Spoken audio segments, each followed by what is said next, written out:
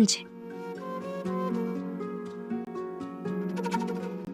નીલા, તને ખબર છે રાજેશભાઈ કહેતા હતા આપણે રાધા જલ્દી જ ભાનમાં આવી જશે.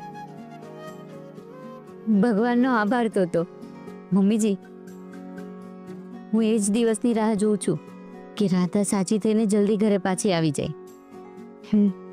અને હા, મેં રાજેશભાઈને વાત પણ કરી છે કે કિયારાને જે મેં પાવર્સ આપ્યા છે એ કેન્સલ થઈ શકે કે કેમ, જરા એની તપાસ કરીને મને કહો.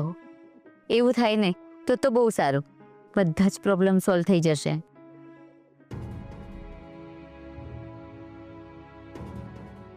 અમુક લોકોના જીવનમાં એવું જ હોય છે, એમના જીવનમાં દુઃખ પૂરા થતા જ નથી.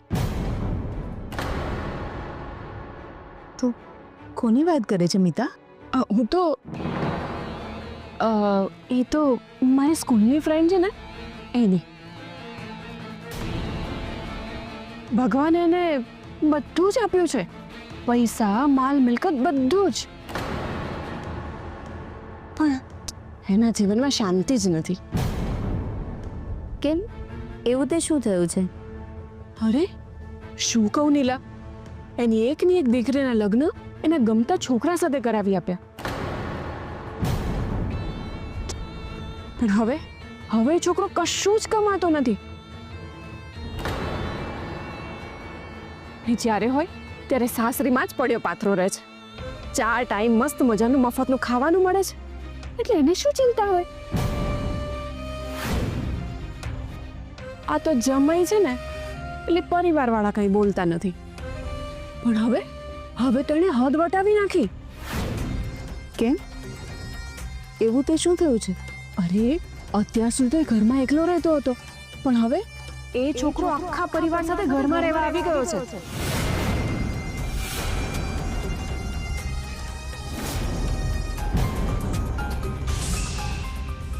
અરે ભાઈ, આ તો 1-2 દિવસની વાત હોય તો ઠીક છે, કોઈ સહન કરી લે. આ તો બિસ્તરા પોટલા લઈને હંમેશા માટે ઘરમાં રહેવા ઘૂસી જ ગયા છે.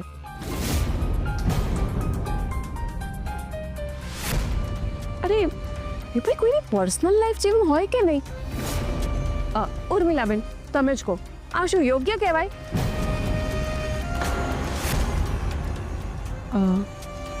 ઉર્મિલાબેન, તમે કેમ કંઈ બોલતા નથી?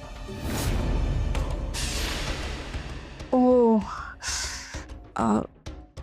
મારો કહેવાનો એ અર્થ નહોતો.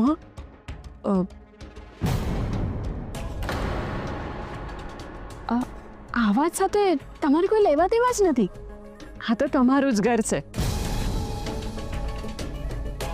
હું તો મારી ફ્રેન્ડના જમાઈની વાત કરતી હતી.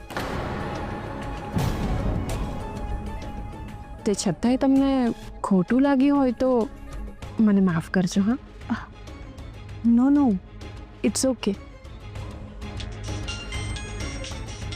હાલો, એનો જ ફોન આવ્યો. હવે રડશે અને એમ કહેશે, કોણ જાણે આ ઘરના બધા ક્યારેય જશે. હું એને આશ્વાસન આપીને આવું. હલો, હવે પાછું શું થયું? નીલા, મીતાએ ભલે કોઈ બીજાની વાત કરી હોય, પણ ક્યાંક ને ક્યાંક એ આપણી સાથે પણ મળતી આવે છે.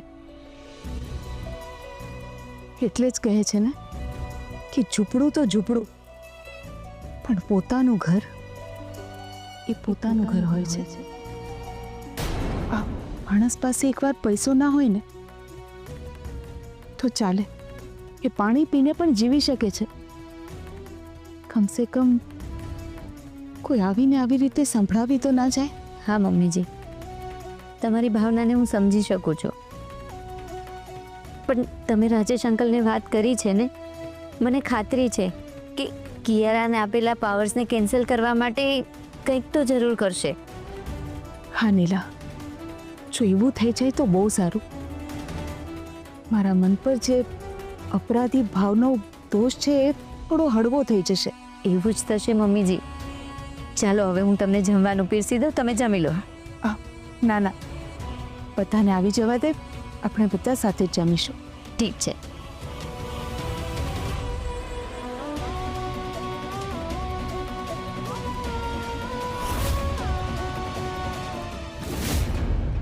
અરે વર્ષા લાવ, હું પીરસું છું. બા પણ હું પીરસું છું. અરે ના, તું જમવા બેસી જા, હું પીરસું છું. બા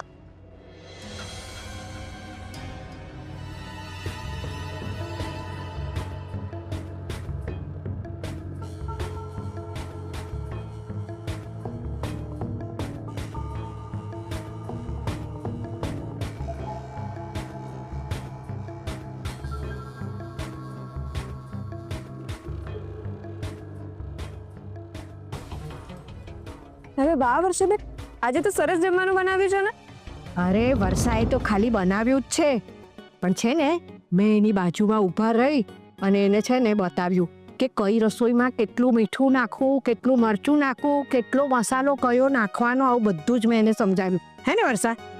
હા, આજે બધું બાના પ્રમાણે જ બન્યું છે. એટલે જ આજે જમવામાં મજા આવે છે. બા મજા આવે છે ને તો પેટ ભરીને જમી લે મારી મીઠડી. પણ બા, હા, જો એની સાથે ફ્રાય પાપડ મળી જાય ને તો મજા આવી જાય. ફ્રાઈડ પાપડ? બા તળેલો પાપડ. ઓહો, એમ બોલ ને, તળેલો પાપડ. હમણાં જ લઈ આવું તારા માટે તળેલો પાપડ. અરે બા તમે રહેવા દો. વર્ષા જા પાપડ. અરે ના ના વર્ષા, તું જમી લે. હું છે ને કિયારા માટે પાપડ તળી લાવું છું. અરે પ્રવીણ, તને જોઈએ છે? મારા માટે એક તળજો. સારો. અને વર્ષા તને? ના, મારે નથી જોતો.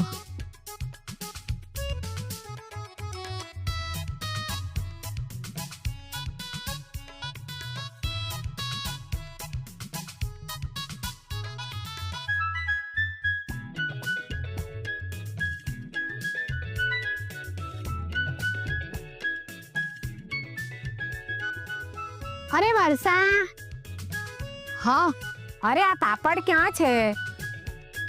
બા, ત્યાં એક ગોળ ડબ્બો મૂક્યો છે ને, એમાં જ પાપડ છે. અરે કયો ગોળ ડબ્બો? મને નથી મળતા. હા, હું આવું છું, 1 મિનિટ.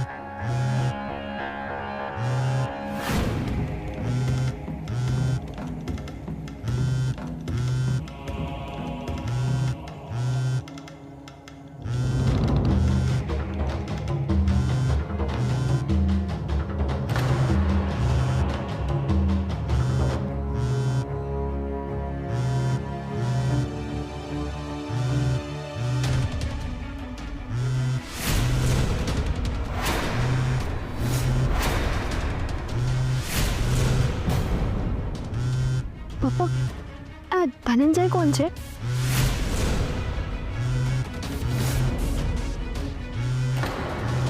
મેં તને કહ્યું હતું ને, એક જ વ્યક્તિ છે જે તને છોડાવી શકે.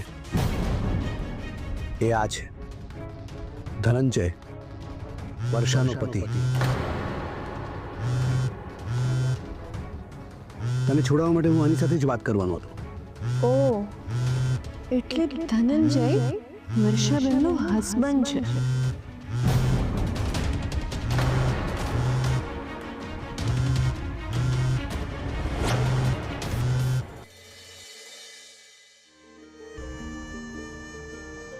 શું વિચારો છો? સુષ્મી, આજે મને મારી રાધાની યાદ ખૂબ આવી રહી છે. મને એમ થાય છે કે હું ઉડીને એની પાસે પહોંચી જાઉં. સાચું કહું તો ઈચ્છા પણ મારી બહુ થાય છે, પણ શું કરીએ, ડૉક્ટરે તમને ટ્રાવેલ કરવાની ના પાડી છે ને.